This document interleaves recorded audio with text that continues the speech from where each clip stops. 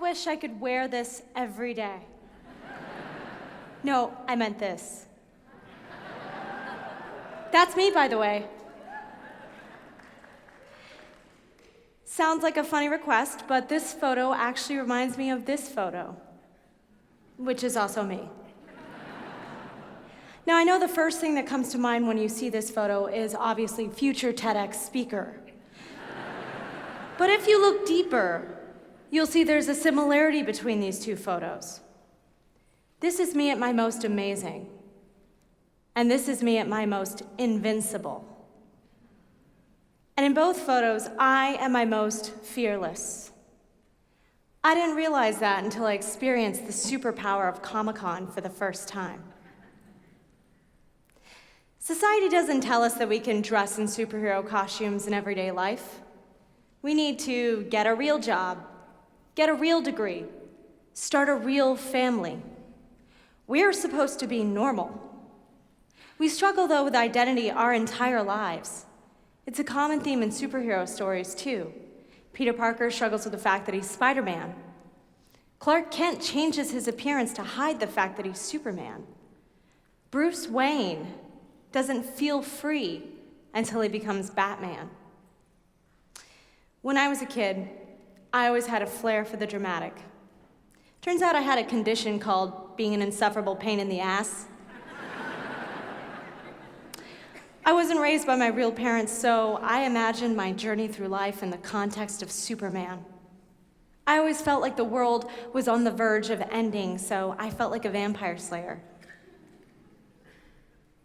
All that drama actually made things more clear. It was good versus evil, right and wrong, black and white. With great power comes great responsibility. Somewhere along the line, I quit looking at the world that way.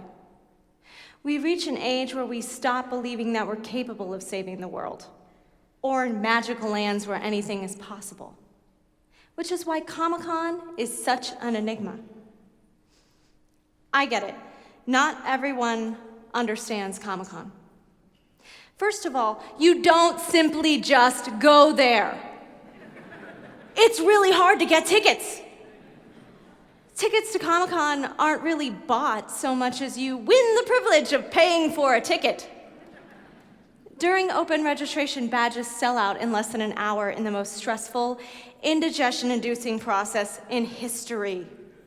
Ask anyone that's been through this. It's the joy of being selected for Hogwarts, matched with the sheer terror of surviving the Hunger Games.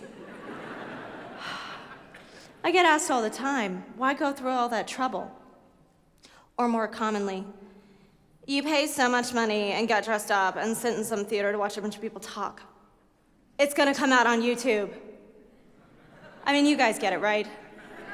So annoying. Let it sink in.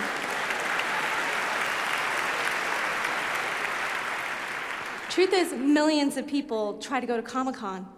It has something for everyone. It ranges from well-known comics and mainstream movies and television to also include video games, anime, science, technology, everything in between.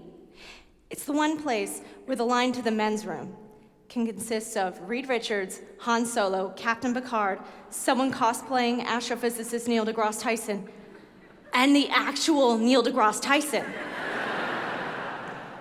You might have heard that term cosplay before. It's a big part of Comic-Con. Cosplay is the art of dressing up. And like any classic art, it revolves around self-expression. Celebrities even dress up to go to Comic-Con for the same reason everyone else does. Because you can be whoever you want to be, even if you just want to dress and blend in with the stormtroopers. Comic-Con is really an invitation to celebrate self-expression. I'm going to tell you an origin story about how my two identities became one. Natalie grew up in a small town. She didn't win any high school awards. But if there was a trophy for most contributed screen caps of the Dharma logos on the lost Wikipedia page, she would have won it. She found a small tribe of people that would put up with her crazy teen antics, even embrace her for it. She thought that familial bond she had was isolated to her hometown until she went to Comic Con. Now here's a place full of hundreds of thousands of people that not only got it, but celebrated it. It's a utopia, a hub of energy, full of lights and sounds and culture. Comic Con is like a parade, Mardi Gras, and Times Square, all at the same time. It's nerd mecca. Of course I'd want to live there. I mean, she would want to live there. So Natalie moved to San Diego.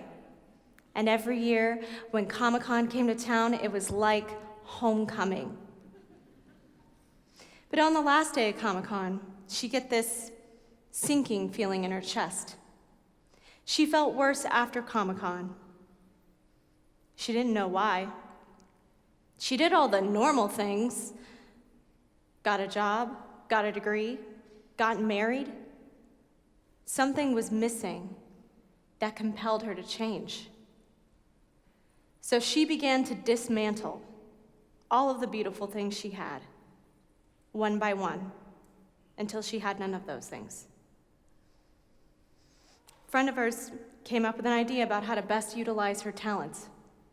He called it Comic Connie. All that was needed was a camera, her passion for Comic-Con, and to act like a super nerd. Oh, and she had to wear the costume. That changed everything. Wearing that costume, playing that part, it allowed her to unlock her passion for talking to people about the characters and the stories that excited her. And when she ran out of different costumes to wear, she started wearing nerdy t-shirts, even off camera. And something amazing happened. People from diverse backgrounds would recognize those symbols. They'd strike up conversations she never saw coming. Sometimes it's, "I love your shirt." Seeing that symbol gives them this freedom in identifying that we are members of the same tribe. That was my radioactive spider bite. That's when who I was trying to be and who I was afraid of being finally came together. That's when I realized this is who I'm supposed to be. Comic-Con connects individuals with their tribe, but fandom is the connection that the tribe has with characters which represent an ideal that we admire. It could come in the form of power, like Superman's abilities, Iron Man's financial strength, Sherlock Holmes's superior intellect. Or maybe we just need courage, like Katniss Everdeen from The Hunger Games, or Jon Snow from Game of Thrones, who in the face of insurmountable odds, still have the courage to fight. That man you see making his way through the Comic-Con exhibit hall in a wheelchair isn't just cosplaying Charles Xavier because of his handicap, or because he's the leader of the X-Men. Charles Xavier stood for tolerance and compassion towards your enemies, even when they strike you down. And the best part, people are lining up to speak with Charles Xavier. I understand there's a lot of pushback with this idea of dressing up in large groups. For some reason, people find it strange to wear Vulcan ears to match your Starfleet uniform. But when you spend over $300 on an authentic jersey and paint your face in your team's colors, I have news for you. You are a nerd. Nerd. We do this, though, for love of the story. It's united humans together for thousands of years. Maybe it's a group of people sitting in an auditorium or watching online randomly chosen members of society tell their stories. You can nerd out about anything. I've stood in line overnight to watch a panel for a TV show called Supernatural. Thank you. In 2016, Supernatural broke a record by entering its 12th season. I'm not still watching to see which of the two main characters is going to get punched in the face by a ghost this week. I stand in line to meet other fans. The show speaks to us because it teaches us that home isn't necessarily where you came from. Family doesn't end with blood. We are stronger together than we are apart. No matter the fandom, fans may be strangers, but together, they can define themselves as family. Comic-Con is a ritual that celebrates this transformation. For 4 days out of the year, you can be whoever you want to be, instead of who you're supposed to be. Define yourself. That's the superpower of Comic-Con. Comic-Con was the catalyst for my own transformation. Natalie and Comic Connie have merged into me to become my most amazing, my most invincible. And they've led me to this stage so I can become my most fearless. I want to live in a world where we don't have to have an identity struggle or change or hide our appearance to hide from who we really want to be. What if being a superhero in everyday life was normal? You dress for the job you want, and dressing the part and playing the part means being the part. Then the real question is, who are you cosplaying as this year? We are who we choose to be.